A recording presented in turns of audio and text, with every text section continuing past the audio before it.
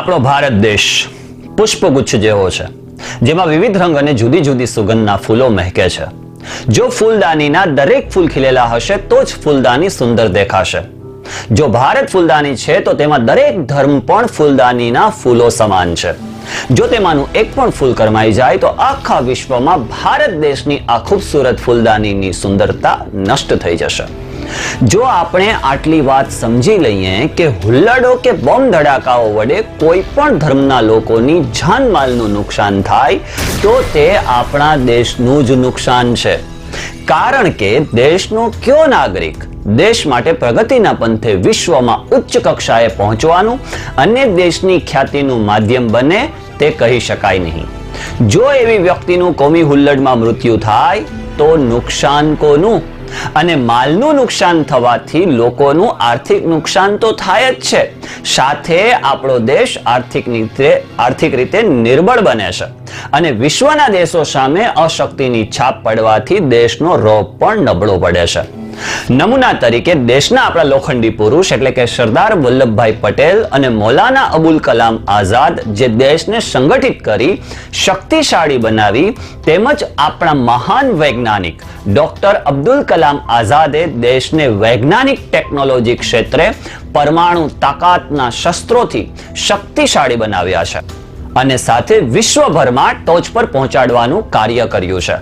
જો દેશમાં કોમી દંગા ફસાદમાં લોકો મૃત્યુ પામતા રહેશે તો દેશને ક્યારેય ન પૂરી શકાય તેવી ખોટનો અનુભવ થશે. આ બાબતને સમજીને આપણે પહેલી વાત એ નક્કી કરવાની છે કે સ્વતંત્ર સેનાનીઓએ જાનની બાજી લગાવી દેશને અંગ્રેજોની જે ગુલામીમાંથી આઝાદી અપાવી છે, હવે આપણે સર્વ ધર્મ અને કોમોએ આપણા મન, હૃદય અંગ્રેજોની ટીટ ફોર ટેટ, ડિવાઇડ એન્ડ જે રૂલ તે અંગ્રેજી પશ્ચિમી સંસ્કૃતિથી આઝાદ થવું અનિવાર્ય છે. અંગ્રેજી પોલિસી લડાઓ અને રાજ કરો, વોટ બેંક ઊભી કરવા વાળા કે અન્ય. વોટ બેંક દેશના વિકાસના કાર્યો અને શાંતિ મિશનથી ઊભી કરવી જોઈએ. અંદરો અંદર લડાવી દેશને આર્થિક શારીરિક નુકસાન પહોંચાડનાર દેશભક્તો કહેવાય કે ગદ્દાર તે પ્રજાએ નિર્ણય લઈ કાયમી શાંતિનો માર્ગ અપનાવવો જોઈએ. મુસ્લિમ હિન્દુ સાથે મળી જંગે આઝાદીના એવા ઘણા દ્રષ્ટાંતો છે કે જેની અંદર આપણા ભારત દેશને આઝાદી અપાવી છે, પરંતુ કાઠિયાવાડ માંગરોળના શહીદ મેજર મોહમ્મદ અલી શેખ થી આપણે લઈએ તો 5મી ઓગસ્ટ 1965 ના દિવસે પાકિસ્તાને કરેલ નગ્ન આક્રમણથી સર્જાયેલ સંઘર્ષમાં શહાદત પામનાર મેજર MAR શેખ માંગરોળના સ્વર્ગસ્થ રાજવી અબ્દુલ ખાલિકના પુત્ર હતા. 6 માર્ચ 1931 ના શુભ દિવસે આ વીર શહીદનો જન્મ થયેલો. મેજર મોહમ્મદ અલીએ એ સૌરાષ્ટ્રની સુવિખ્યાત રાજકુમાર કોલેજ તેમજ ધર્મેન્દ્રસિંહજી કોલેજ રાજકોટમાં અભ્યાસ પૂરો કર્યો હતો. આ સમય દરમિયાન કાળની આંધીએ અનેક ઝપાટાઓ તેમની માતાશ્રી એમણા બેગમ ઉપર લગાડ્યા, પરંતુ ભારતીય સન્નારીના સાંસ્કૃતિક વારસા, હિમાલય સમી અડગ શ્રદ્ધા હૃદયમાં રાખી કાળના ઝપાટાઓ સામે ઝઝુમી કુમાર શ્રી મોહમ્મદ અલીને વધુને વધુ અભ્યાસ કરવા માટે પ્રેરણા આપતા રહ્યા. સમયના પલટાતા વહેણ સાથે ઈસવીસન 1947માં ભારતના ભાગલા પડ્યા અને ત્યારે માંગરોળના રાજવી કુટુંબના તે સમયે એમણા બેગમ સાહિબા અને બંને કુમારોએ જે ધરતી પર જન્મ્યા તે જ ધરતી પર મોત સુધી રહેવાનો સંકલ્પ જાહેર કર્યો. માંગરોળ રાજ્યનો વહીવટ ભારત સરકારે સંભાળી લીધો. રાજ્યની વસાહતો નાબૂદ થઈ ગઈ. બાંધી રકમના સાલિયાણા રાજકુટુંબ માટે નક્કી થયા. રાજમાતા અને કુમારો માટે આથી કઈ વિશેષ ભયંકર પરિસ્થિતિ હોઈ શકે?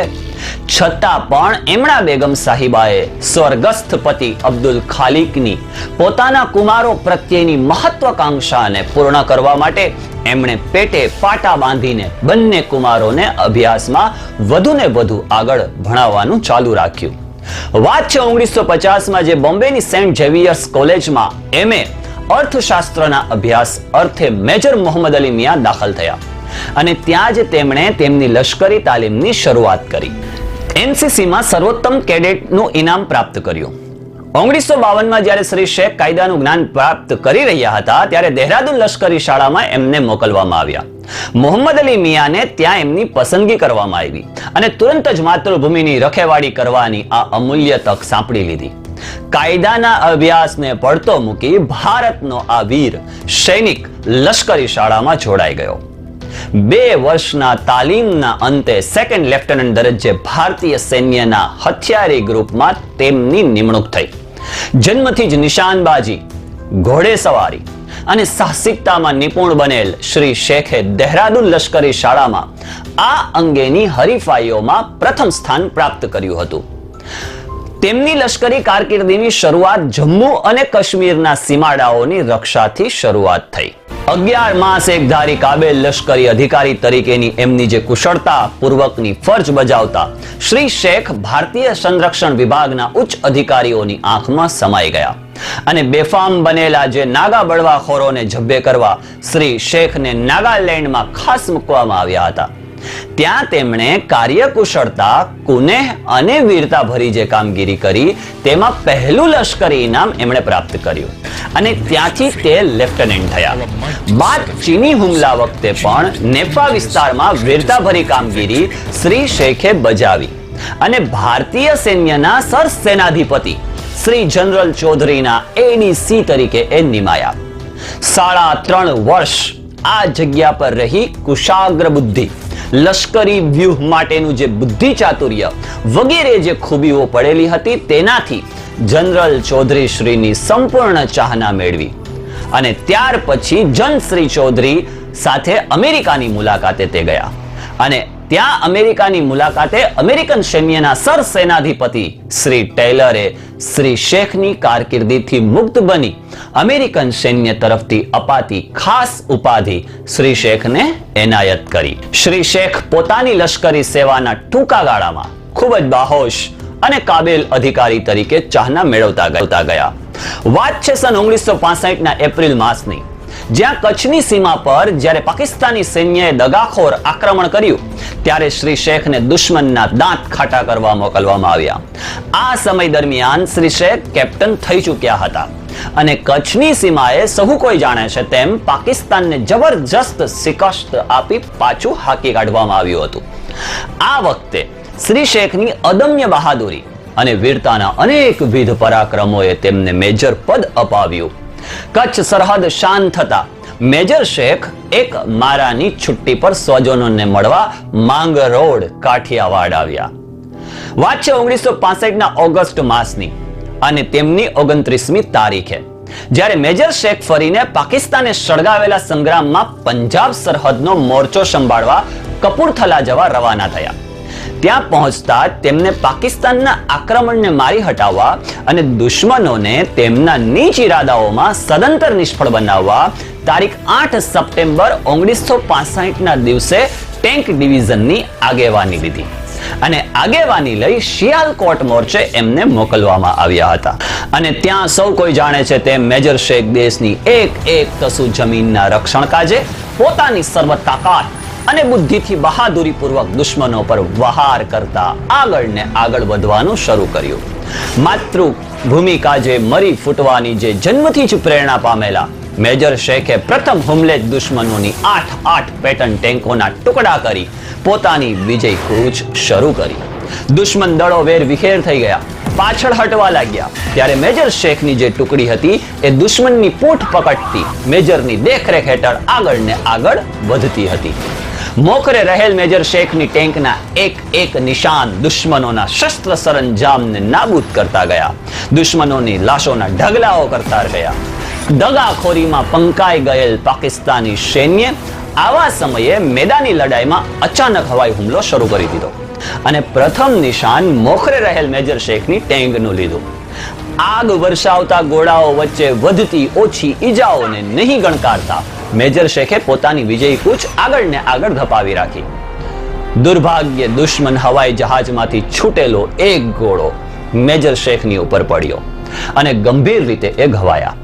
તરત જ તેમની લશ્કરી જીપમાં લઈ લેવામાં આવ્યા, પરંતુ લોહીથી નીતરતી હાલતમાં પણ હોસ્પિટલે જવા કરતા મેદાનમાં વીરતા ભર્યા મૃત્યુને ભેટવાનો નિર્ધાર કર્યો અને આ નિર્ધાર કરી ચૂકેલ મેજર શેખ ઘવાયેલી હાલતમાં 12 કલાક સુધી જીપમાં પડે પડે પોતાના સાથીઓને પ્રોત્સાહિત કરતા ભારતીય જવાનોની જવામર્દીનો પરચો બતાવતા ગયા અને દુશ્મનોનો ખાત્મો કરતા આગળ ને આગળ વધતા રહ્યા. પુષ્કળ પ્રમાણમાં લોહી વહી ગયું છતાં 12 કલાકને અંતે મેજર શેખ બેહોશ બન્યા અને તેમને પઠાણકોટ લશ્કરી હોસ્પિટલમાં લઈ જવામાં આવ્યા, જ્યાં 3 દિવસની સારવાર બાદ મેજર શેખ ભારતીય જવાનોની બહાદુરી, વફાદારી અને બલિદાનની પરંપરાઓને સુવર્ણ અક્ષરે આલેખતા વીર શહાદત પામ્યા. રણ મોરચે જે દાખવેલી આ જે બહાદુરી હતી અને આ જે કાર્યકુશળતા હતી, તેણે મેજર શેખને વીર ચક્ર એનાયત કરવાનું ભારત સરકારના સંરક્ષણ ખાતા તરફથી નક્કી થયું. પરંતુ દુર્ભાગ્યે લડાઈના મેદાન પર આ સમાચાર પહોંચતા પહેલા શ્રી શેખ વીરગતિ પામ્યા. તારીખ 25/3/1966 માં ગુજરાત સરકારના મુખ્યમંત્રી શ્રી હિતેન્દ્રભાઈ દેસાઈએ સ્વ શેખ મેજર મોહમ્મદ અલી સાહેબનું જીવન કાર્ય ઘણા યુવાનો માટે બોધ પાઠરૂપ છે તેવું જણાવ્યું. સૌરાષ્ટ્ર સાહિત્ય સંગમ રાજકોટના પ્રમુખ શ્રી નરેન્દ્રભાઈ દવે એ જિંદા દિલ શાયર મેજર શેખને રાજની ઉપાધિ આપી અને ત્યારે તેમની શાયરીઓ પ્રગટ કરી, ક્રિયાત્મક સ્વરૂપ આપવા માટે નિર્ધાર કર્યો અને વીર શહીદના જીવનસાથી આયશા બેગમ અને ભાઈ શ્રી ઝાહિદ મિયાની સંમતિ અને સહકાર પ્રાપ્ત થવાથી શાયર, રાજના અંગત સન્મિત્ર અને રાજકોટની સાંસ્કારિક પ્રવૃત્તિઓના અગ્રણી એવા શ્રી રમેશભાઈ છાયા સાથે સૌરાષ્ટ્ર સાહિત્ય સંગમના સાથીદાર એવા જૂનાગઢના લલિતભાઈ વસાવડા અને તેમના ઉત્સાહી સાથીદારોના કારણે જિંદાદિલ શાયર મેજર શેખ રાજની શાયરીઓનું પ્રકાશન કાર્ય સરળ બનાવ્યું. અને તે સમયના ગુજરાત રાજ્યના નામદાર ગવર્નર નિત્યાનંદજી કાનૂનગોએ આ ગ્રંથનું ઉદ્ઘાટન કાર્યક્રમને શોભાવેલ પણ હતું. અને આજ પણ ભારત દેશ પર કોઈની ખરાબ નજર પડે તો હંમેશા ભારતીય મુસ્લિમો મર મિટવા અને મિટાવવા તૈયાર છે. અને આપણા ભારત દેશને પુષ્પગુચ્છની જેમ સજાવી રાખવો એ આપણા દરેક ધર્મના લોકોની ફરજ છે. અને જો આવી રીતે ફૂલ ખીલેલા રહેશે તો આપણા દેશની પ્રગતિને કોઈ નહીં રોકી શકે. જય હિન્દ.